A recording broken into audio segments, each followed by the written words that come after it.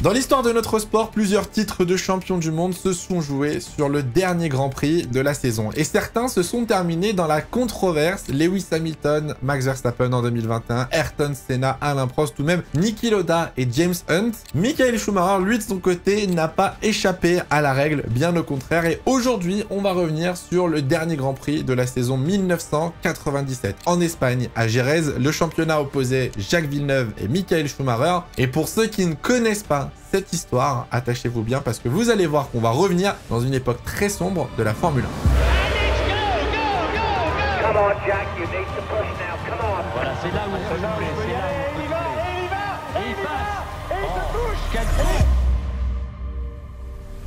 Bon, on va commencer par mettre un petit peu de contexte sur cette saison 1997 qui oppose les Williams aux Ferrari, Michael Schumacher à Jacques Villeneuve. Arrivé en 1996 dans sa saison rookie, Jacques Villeneuve termine vice-champion du monde derrière son coéquipier Damon Hill. Damon Hill, lui de son côté, est parti pour la saison 97 chez Arrows et Jacques Villeneuve compte bien profiter de cette opportunité pour remporter un titre de champion du monde. De l'autre côté, Michael Schumacher est toujours à la poursuite de son 3e titre de champion du monde après avoir échoué face aux deux Williams en 96. Michael Schumacher compte bien prendre sa revanche en 97. Alors le début de saison de Jacques Villeneuve est en dents de scie. Sur 7 Grands Prix, il va remporter 3 courses mais va abandonner sur les 4 autres Grands Prix. Jacques Villeneuve va abandonner pour le premier Grand Prix en Australie, puis va remporter le Grand Prix du Brésil puis l'Argentine. Il abandonnera à Imola et à Monaco avant de remporter le Grand Prix d'Espagne, puis il abandonnera à domicile au Canada. Malgré ces 4 abandons, il réalise 5 des 7 premières pole positions de la saison et vous l'avez bien compris, la Williams en 97 est une voiture extrêmement rapide. De son côté, Michael Schumacher ne va remporter que sa première course de la saison au Grand Prix de Monaco, soit la 5e manche du championnat, et ensuite va s'imposer au Canada, puis au Grand Prix de France. À ce moment-là de la saison, Schumacher n'a qu'un seul abandon face aux 4 de Jacques Villeneuve, ce qui lui permet d'être en tête du championnat avec 47 points face à 33 pour Jacques Villeneuve. Au fur et à mesure que le championnat va avancer, le championnat va se resserrer entre Jacques Villeneuve et Michael Schumacher. Le pilote Williams va remporter le Grand Prix d'Autriche, le Grand Prix de Silverstone et le Grand Prix de Hongrie. De son côté, Michael Schumacher va remporter le Grand Prix de Belgique. On est à 3 courses de la fin du championnat et un seul point sépare nos 2 candidats au titre. Michael Schumacher est en tête du championnat avec 68 points, 67 points pour Jacques Villeneuve. Il ne reste que donc 3 courses et vous vous doutez bien que ces 3 dernières courses vont être cruciales dans la course au titre pour ces 2 pilotes. On arrive au Grand Prix du Luxembourg qui se déroule au Nürburgring et là c'est le drame pour Ferrari. Michael Schumacher s'accroche avec son frère Ralf Schumacher et abandonne. Jacques Villeneuve remporte le Grand Prix à 2 courses de la fin du championnat. Techniquement, mathématiquement, Jacques Villeneuve peut être titré une course avant la fin de la saison. La Formule 1 se rend au Japon pour l'avant-dernier Grand Prix de la saison et Jacques Villeneuve n'a besoin de marquer qu'un seul point de plus que Michael Schumacher pour être titré champion du monde de la saison 97. Et malheureusement pour le Canadien, tout ne va pas se passer comme prévu. Alors malgré le fait que Jacques Villeneuve ait pris la pole position au Grand Prix du Japon, Jacques Villeneuve se voit disqualifié avant même le début de la course. En effet, pour non-respect des drapeaux jaunes, Jacques Villeneuve avait déjà commis cette infraction au Grand Prix d'Italie et il était en sursis de ne pas refaire la même erreur. Williams va directement bien évidemment faire appel à cette décision et la FIA va autoriser Jacques Villeneuve à participer au Grand Prix du Japon 97. Michael Schumacher va remporter ce Grand Prix du Japon, Jacques Villeneuve lui terminera 5e et par peur d'être pénalisé sur la course suivante, Jacques Villeneuve et Williams vont retirer l'appel contre la FIA et accepter cette disqualification. Résultat des comptes, à une course de la fin du championnat, les 2 pilotes ne sont séparés que d'un seul point, à l'avantage de Michael Schumacher qui est en tête du championnat. Tout va se jouer à Jerez en Espagne et vous allez voir que ce Grand Prix va marquer l'histoire de la Formule 1. Le Grand Prix d'Europe se déroule donc du 24 au 26 octobre 1997 et avant même que le Grand Prix n'ait commencé, la pression monte. Les 2 équipes respectives, Williams et Ferrari, vont effectuer des heures et des heures de tests afin de se préparer de la meilleure des façons pour cette dernière manche du championnat. Jacques Villeneuve va prendre la parole dans la presse pour mettre une pression médiatique sur Michael Schumacher, disant qu'il s'attendait à une conduite antisportive, non fair-play au vu de ce qui s'était passé à Adélaïde en 94. Du côté de la Formule 1, Max Mosley et Bernie Ecclestone sont terrifiés à l'idée de revoir le même scénario que Adélaïde 94. Un titre qui se joue sur un accident, une manœuvre antisportive. La FIA et le président de la F1 préviennent, si ce genre de comportement arrive durant le Grand Prix d'Europe, ils seront très lourdement sanctionnés. Dès le début du week-end, la pression monte sur la piste. Eddie Irvine, à l'époque coéquipier de Michael Schumacher chez Ferrari, commence à s'amuser à gêner Jacques Villeneuve pendant les essais. Pendant 4-5 tours, Eddie Irvine va s'amuser à bloquer la Williams du Canadien, manœuvre qui ne va pas du tout plaire à Jacques Villeneuve, qui va sortir de sa voiture et gentiment aller lui dire ce qu'il pense directement dans le garage italien. La séance de qualification se déroule donc le samedi 25 octobre 1997. C'est un format un petit peu particulier. On avait 1 heure de roulage et vous aviez 12 tours chronométrés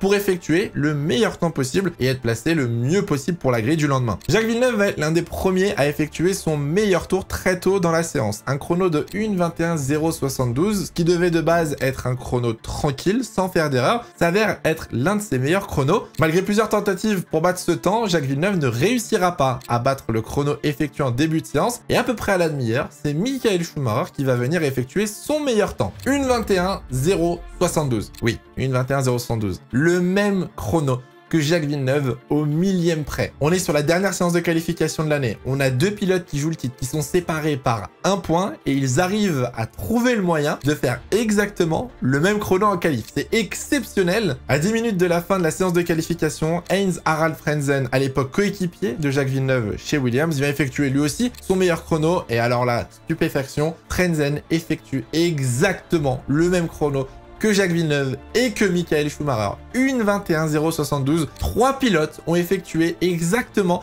le même chrono en séance de qualification. Dans ce genre de situation, la règle est très simple, c'est le premier qui effectue le chrono part devant. Donc dans la logique, Jacques Villeneuve partait devant Michael Schumacher et devant Frentzen. Pour finir cette séance de qualification, Damon Hill, ancien coéquipier de Jacques Villeneuve, se place 4e avec sa Arrows avec un chrono de 1:21:130, soit moins d'un dixième, 56 millième, sépare le top 4 dans cette séance de qualification totalement folle. À noter, ça me fait rire de le préciser, le père de Verstappen avait effectué le moins bon chrono de la séance. Voilà, il était dernier, 22e, c'est gratuit, je suis désolé, mais je voulais le mentionner. La grille est désormais prête, Jacques Villeneuve part en pole position devant Michael Schumacher. Nos 2 protagonistes sont en première ligne avec exactement le même chrono. 1 point les sépare au championnat pilote. On a 69 tours à faire dans ce Grand Prix d'Europe pour découvrir qui sera champion du monde de la saison 1997.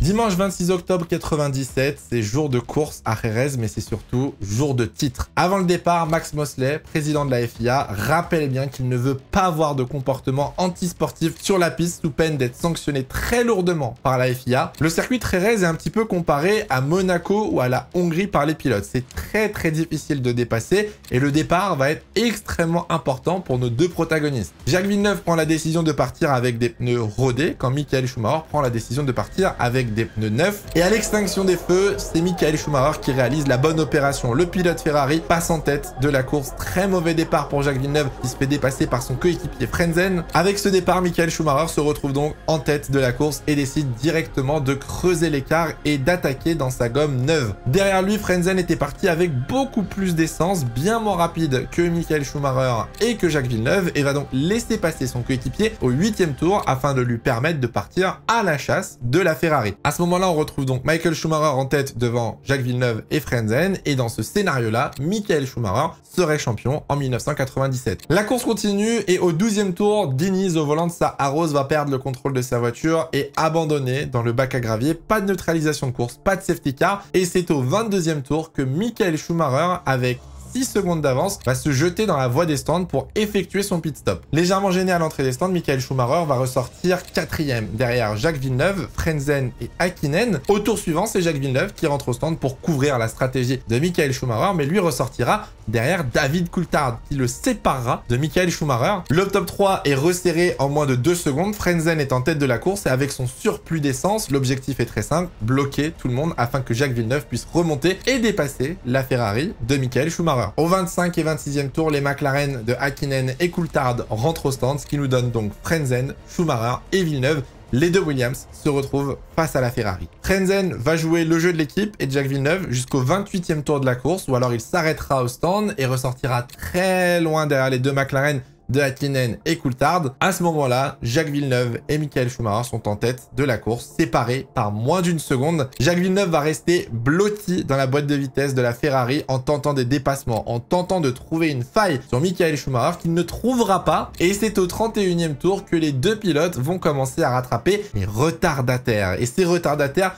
vont avoir un rôle clé dans ce championnat du monde. Vous vous doutez bien qu'à cette époque, en Formule 1, le but c'est d'avoir le plus de relations possible et d'avoir des amis dans le paddock. Et c'est là où Ferrari était très bon. Lorsque Michael Schumacher arrive sur Fontana, pilote Sauber motorisé par Ferrari, vous vous doutez bien que le pilote argentin va s'écarter directement pour laisser passer Schumacher, mais ne laissera pas passer Jacques Villeneuve qui lui coûtera de précieuses secondes. Résultat de cette histoire, Jacques Villeneuve perd 3 secondes derrière le retardataire alors qu'il était revenu sur Michael Schumacher. Et la petite coïncidence, c'est que Jean Todt a été vu quelques tours plus tôt dans le garage Sauber en train de discuter avec les dirigeants de chez Sauber. Je pense que vous avez compris l'histoire. À la mi-course, Jacques Villeneuve tente tout ce qu'il a pour essayer de remonter sur Michael Schumacher qui, en cette position, gagnerait son 3e titre de champion du monde, va rattraper en attaquant énormément sur les vibreurs et en reprenant au fur et à mesure, tour après tour, du temps sur la Ferrari. Et puis, le schéma se répète, on voit un certain Jean Todt se diriger dans le garage de ses Jordan. Jordan, le prochain retardataire que Michael Schumacher rattrapait. Alors là, on est sur un retardataire quand même de luxe, on est sur Ralf Schumacher, donc le frère de Michael Schumacher, qui bien évidemment va laisser passer Michael Schumacher, va légèrement bloquer Jacques Villeneuve et lui coûter encore un petit peu de temps. Au 43e tour, Michael Schumacher décide donc de s'arrêter pour effectuer son 2e arrêt au stand avec un petit peu plus de 2 secondes d'avance sur Jacques Villeneuve. Jacques Villeneuve limite directement au 44e tour et ressort derrière David Coulthard. La Ferrari et la Williams sont séparées par cette McLaren, juste l'histoire d'un tour, puisque David Coulthard va s'arrêter au 45e tour, libérant le champ pour Jacques Villeneuve, qui peut désormais repartir à la chasse de Michael Schumacher et tenter de dépasser le pilote allemand. 48e tour de course, Jacques Villeneuve est toujours à la poursuite de Michael Schumacher. Dans ces positions-là, Michael Schumacher remporterait son 3e titre pilote. Jacques Villeneuve serait encore une fois vice-champion du monde de Formule 1. Les deux pilotes se retrouvent dans la longue ligne droite avant le virage 6 à l'épingle. 3 dixièmes séparent Jacques Villeneuve de Michael Schumacher. La Ferrari de Schumacher aspire la Williams de Villeneuve et au freinage de ce virage 6 de cette épingle, Jacques Villeneuve déboîte, plonge à l'intérieur sur Michael Schumacher. Le pilote allemand, pris de surprise, ne voit pas Jacques Villeneuve tenter le dépassement et lorsque le pilote allemand réagit, il est trop tard. Est-ce que c'est pas la machine? Voilà, c'est là où on peut doubler, c'est là où on peut doubler. Et il y va, Et il passe. et il se touche, Quel et con. il s'accroche, et Oh, merde. Michael Schumacher tente de fermer la porte au dernier moment, mais un coup de roue sur le ponton de la Williams de Jacques Villeneuve, sauf que les dégâts empêchent Michael Schumacher de repartir. La Ferrari reste bloquée dans le bac à gravier, tandis que la Williams s'en va. À ce moment-là, c'est donc l'abandon de Michael Schumacher, et la seule option pour que Michael Schumacher soit titré en 97, c'est désormais l'abandon de Jacques Villeneuve. Alors il y a une image mythique de Michael Schumacher sur ce Grand Prix, qui est en fait sur le petit muret en bord de piste, et qui regarde Jacques Villeneuve passer au fur et à mesure, tour après tour. Quand on connaît un petit peu Schumacher et sa façon de gagner, quand on sait ce qu'il peut faire justement au volant d'une Formule 1 et qu'on voit ce coup de roue sur Jacques Villeneuve, on se dit bon, typical Schumacher, sauf que cette fois-ci, Schumacher ne sort pas vainqueur de cette bataille. Pendant 2 tours, Jacques Villeneuve va rouler au ralenti sur le circuit de Jerez. On vérifie absolument tout. La data, on vérifie qu'il n'y ait pas de pièces cassées, qu'il n'y ait pas de fissures ou quoi que ce soit sur la voiture. À part le ponton légèrement abîmé, pas de dégâts majeurs sur cette voiture et Jacques Villeneuve peut reprendre du rythme pour terminer ce Grand Prix d'Europe 1997. Bien qu'il n'y ait pas tant de dégâts que ça sur la Williams, les pneus sont quand même très usés. L'accident a provoqué des vibrations sur la voiture de Jacques Villeneuve et les McLaren 2e et 3e reviennent à toute vitesse. Et pareil pour le groupe de Irvine, Berger et Frentzen. À ce moment-là de la course pour Jacques Villeneuve, l'objectif c'est même plus de gagner le Grand Prix d'Europe, c'est juste de terminer dans le top 6, marquer un minimum de points pour terminer devant Schumacher au championnat pilote, mais surtout éviter la Ferrari de Eddie Irvine qui arrive derrière. Au 66e tour, le top 5 se resserre, 5 secondes séparent ces 5 pilotes, on sait que la fin de course va être très tendue. On demande à David Coulthard de laisser passer Mika Häkkinen pour aller chercher la victoire sur Jacques Villeneuve dans les derniers tours. Et à ce moment-là, Jacques Villeneuve annonce à la radio que si les McLaren veulent l'attaquer, il ne se battrait pas, il n'opposerait pas de résistance. Et c'est ce qui va se passer. Dans les derniers virages du dernier tour, les deux McLaren vont passer sur la Williams de Jacques Villeneuve. Après 69 tours intenses, presque j'ai envie de dire de souffrance, Jacques Villeneuve l'a fait. Jacques Villeneuve est champion du monde de Formule 1 et remporte son premier titre à Jerez en 97. Mika Häkkinen, lui de son côté, remporte du coup la première course de sa carrière avec un doublé McLaren, Coulthard 2e, Villeneuve 3e. À noter Gerhard Berger qui termine 4e aussi pour la dernière course de sa carrière. Jacques Villeneuve forcément euphorique après la course et donc sacré champion du monde 97. Une chose que son père n'a pas eu la chance de réussir de faire dans sa carrière. Mais le titre de 97 ne s'arrête pas là et la saison ne se termine pas à la dernière course.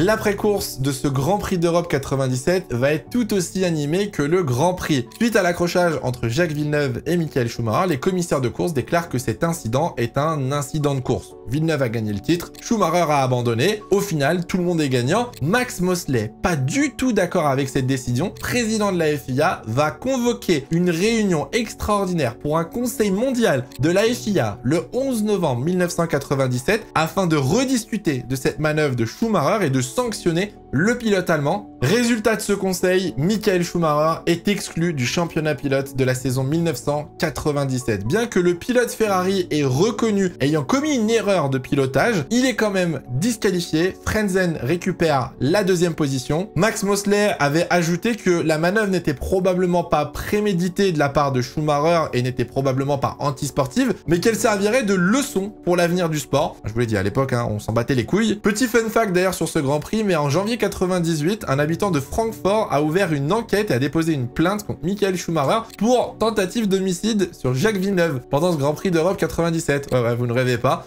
Bon, l'affaire a été classée sans suite, vous vous doutez bien. Suite au Grand Prix d'Europe 1997, une autre affaire, un autre scandale éclot dans les médias et surtout dans les journaux du Times qui accuse McLaren et Williams d'avoir truqué le résultat du Grand Prix. En effet, on accuse les deux écuries britanniques d'avoir conclu un pacte pour s'entraider et offrir la victoire à McLaren lors de cette dernière course de la saison. Bien évidemment, les deux écuries et Max Mosley démentent totalement ces accusations. Il n'avait rien dans cette affaire tombant sous le coup du code sportif. Il est tout à fait clair que le résultat de la course n'était pas truqué. Il n'y avait aucun accord entre McLaren et Williams pour que Mika Häkkinen gagne. Ils ont pu démontrer très clairement que ce n'était pas le cas. Il a fallu quasiment attendre 20 ans pour avoir la vérité qui est sortie de la bouche de David Coulthard. En effet, Williams et McLaren avaient fait un pacte pour battre Ferrari. Si les McLaren aidaient Williams à battre Ferrari au championnat, alors Williams laisserait la victoire à McLaren et donc à Mika Häkkinen. Ces propos ont été confirmés par Patrick Head, cofondateur de l'écurie Williams, qui avait avoué que si McLaren bloquait Irvine pendant la course, en effet, on les aiderait pour le résultat du Grand Prix. Il faut savoir que ces changements de dernière minute durant le Grand Prix ont aussi foutu un énorme cafouillage sur le podium. Le président de Daimler-Benz, alors Mercedes-Benz aujourd'hui, aurait dû remettre des trophées à certains pilotes et ce changement de position a totalement fait foirer la cérémonie. Max Mosley,